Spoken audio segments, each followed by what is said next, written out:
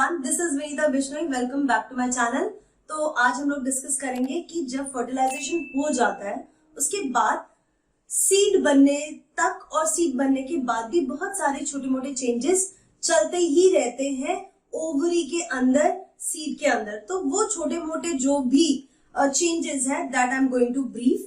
So let's start. So it's the development of seed. Fertilization के बाद जो fertilized ovule होता है that forms the seed, that you no.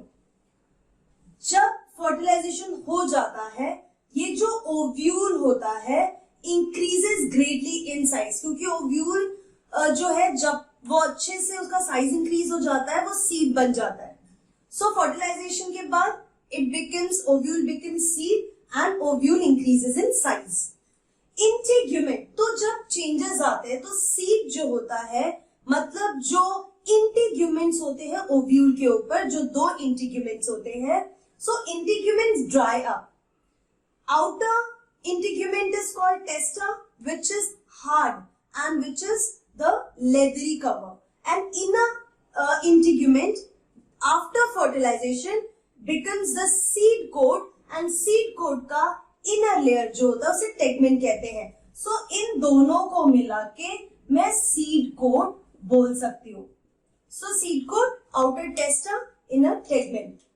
Now ovule में if you remember that endo जो भी embryo sac होता है उसके आसपास न्यूसेलस प्रेजेंट होते हैं, the cells are present. So nucellus generally क्या होता है वो डीजनरेट हो जाता है, फिनिश हो जाता है after fertilization. So used up during embryo development, क्योंकि उसमें से न्यूट्रिशन जो एम्ब्रियो होते हैं वो स्ट्रेन कर लेते हैं, वो ले लेते हैं।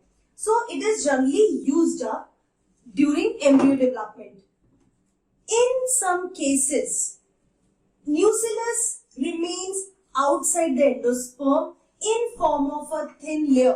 जो nucellus होता है किसी केसेस में, like in case of black pepper in beet, you will find that embryo sac के बाहर सीड बनने के बाद भी न्यूसेलस परसिस्टेंट होता है, थिन मेम्ब्रेनस लेयर बनाता है एंडोस्पर्म के बाहर। So that nucellus is called perisperm. तो ऐसा न्यूसेलस जो सीड के अंदर है उसको आप पेरिस्पर्म कहते हैं, वरना जनरली वो यूज्ड अप हो जाता है। हाइलम, देन आपने देखा होगा, मैंने इससे पहले भी जो पढ़ाया है उसमें मैंने बताया कि इस तरीके से जो सीड होता है उसमें एक स्कार प्रेजेंट होता है, that scar is the hilum. So hilum scar on one side of the outer seed coat. Outer seed coat में एक साइड आप एक स्कार देखेंगे, that scar is the hilum. अब वो स्कार क्यों आता है? Because that is a point of attachment of funicle to the seed. तो सीड में जो फनिकल का अटैचमेंट होता है वो हाइलम के पॉइंट पे ही अटैचमेंट होता है, इसीलिए जब जैसे ही हाइलम हटता है तो वहां पे एक स्कार, एक डिप्रेशन सा रह जाता है। देन आता है माइक्रोपाइल। सो स्कार के, हाइलम के नीचे एक पोर होता है जिसको माइक्रोपाइल कहते हैं। So you have seen that ovule जो होता है, ओव्यूल में भी माइक्रोपाइल होता है, तो माइक्रोपाइल कभी भी फिल्ड नहीं होता, it still remain that. So micropyle is a small pore below hilum on one side of seed coat, again same hilum के नीचे प्रेजेंट होता है। अब इसका फंक्शन क्या है? It facilitates entry of oxygen and water into the seed during the germination. So यहाँ से अब नॉर्मल जो घर पे ब्लैक ग्राम लाते हैं, कोई भी सीड लाते हैं, आप उसे वाटर में डालेंगे तो आप देखोगे उसका वॉल्यूम इंक्रीज हो जाता है। वो क्यों? क्योंकि इस माइक्रोपाइल के थ्रू जो वाटर है दैट और ऑक्सीजन जो है it will enters into the seed, so that helps in germination. Then with these changes, ये जो भी चेंजेस चल रहे होते हैं, जो ओव्यूल सीड में कन्वर्ट होता है और जो सीड होता है वो डॉर्मेंट कंडीशन में चला जाता है। ठीक है, जो ये सारे डेवलपमेंट हो रहे होते हैं उस समय जो सीड बनने के बाद seed will go into a dormant condition. उसी समय जब वो डॉर्मेंट कंडीशन में होता है तब तक ओवरी जो होता है it develops into fruit. As seed matures water content reduce, तो जैसे ही सीड मैच्योर होता है सीड का जो वाटर कंटेंट होता है वो रिड्यूस हो जाता है and seed becomes relatively dry, उसका जो मॉइस्चर कंटेंट होता है वो कम हो जाता है. It is 10 to 15% moisture by mass. General metabolic activity होती है एम्ब्रियो की वो भी कम हो जाती है because it is in dormant condition. So embryo में enter a state of inactivity called dormancy. So हो क्या रहा है कि एक पॉइंट के बाद जब ओवरी डेवलप हो रहा होता है फ्रूट में, उस समय जो सीड होता है उसके अंदर जो एम्ब्रियो होता है वो अपना वाटर लॉस कर लेते हैं, उनमें जो डॉर्मेंट कंडीशन में उनका मेटाबॉलिक एक्टिविटी कम हो जाती है and then the embryo will be in dormant condition. And तब तक एम्ब्रियो मतलब seed will be in dormant condition, और ये तब तक रहेगा जब तक they will not get the favorable condition to germinate. तो जैसे ही उनको favorable condition मिलता है they will start germinating. So these are the things which is simultaneously going on in the development. जब भी seed बनता है, embryo development होता है, fruit बन रहा होता है, तो ये सारी चीजें चलती है. So ये मैंने अभी आपको seed और embryo के बारे में बताया. Now I will tell you कि ovaries में क्या changes आते हैं. So take a screenshot, then we'll move on to that topic. So the next topic is fruit. अब जो ovary है after fertilization, so remember the term after fertilization, the ovary will develops into fruit. And जो ovary की wall होती है that forms the wall of the fruit. Ovary wall will form wall of fruit और इस wall को आप बोलेंगे pericarp. So wall of the fruit is called pericarp. अब pericarp के तीन डिविजन्स होते हैं. सबसे आउटर वाला जो लेयर होता है, तीन लेयर्स होते हैं.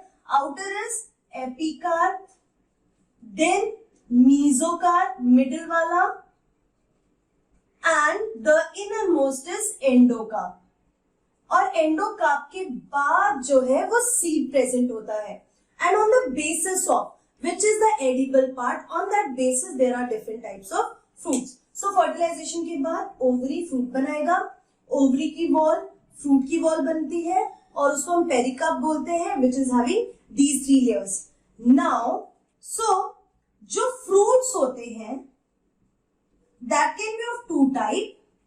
One is the fleshy fruit. Fleshy fruit, fleshy fruit का एग्जाम्पल आते हैं that is guava, mango, papaya. So these are the fleshy fruit. दूसरे आते हैं that is the dry fruits. Dry fruits का जो example है, dry fruits is walnut, almond. So these will be the dry fruits. So fruits can be of two type. It can be fleshy, मतलब जिनका pulp है, juicy pulp है, and second one will be the dry fruits जिनको हम बोलते हैं जो dry मिलते हैं. Then fruit can be two more types. One is true fruit and the other is false fruit. True fruit, the fruit which develops from ovary after fertilization. जो भी fruit ovary से डेवलप होता है after fertilization is called true fruit. ठीक है, जैसे example हो गया मैंगो, ऑरेंज, ये सारे ट्रू फ्रूट हो गए. Now there will be fruit where apart from ovary, ovary के अलावा कोई और part, any other part except ovary, ovary को छोड़ के कोई भी पार्ट फ्लैशी हो जाए, फ्रूट बना दे, उसको हम ट्रू फ्रूट नहीं फॉल्स फ्रूट कहते हैं. Example is your favourite apple, cashew.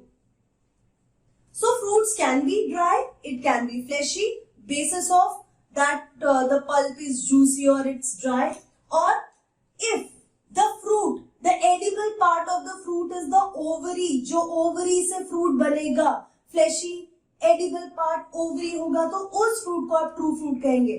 And अगर आपने कोई fruit खाया but ovary उसमें edible नहीं है, the edible part is some other part of the flower, that will be called false fruit. तो जैसे कि एप्पल के केस में जो थैलेमस है, तो अगर आप एप्पल को कट करते हैं इस तरीके से, अगर Apple,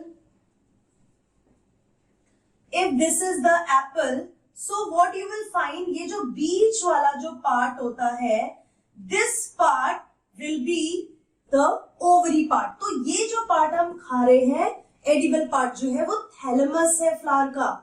So that is why it is called the false fruit.